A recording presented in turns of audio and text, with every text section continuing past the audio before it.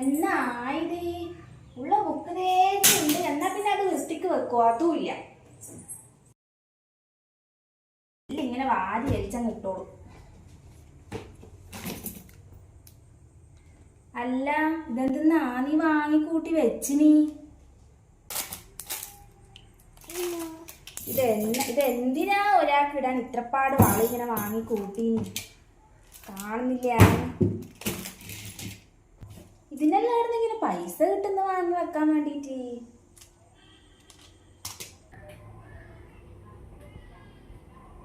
എന്താണ് ഇങ്ങനെ പിറുവിറുക്കുന്നൊറ്റക്ക്?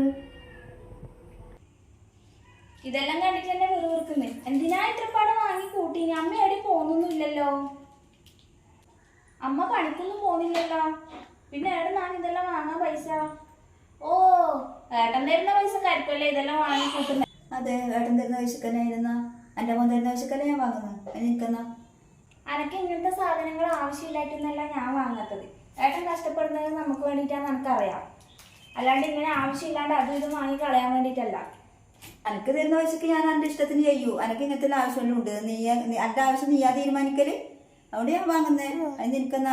എൻ്റെ പൈസക്കല്ലേ, എനിക്ക് പറയേണ്ട ആവശ്യമൊന്നുമില്ല. അമ്മേന്റെ സൗകര്യത്തിനാക്ക്. ഇതെല്ലാം ശരിക്കും പറഞ്ഞ ഒരു ദൂർത്താണ്. കഷ്ടപ്പെട്ട് ഉണ്ടാക്കുന്ന പൈസ ഒരു നിലയും വിലയില്ലാണ്ട് കളഞ്ഞു കുടിക്കും. വലിയൊരു ആവശ്യം വരുമ്പോ ഒന്നും ഉണ്ടാവില്ല. എന്തെങ്കിലും ചെയ്യാനൊന്നും പറയുന്നില്ല.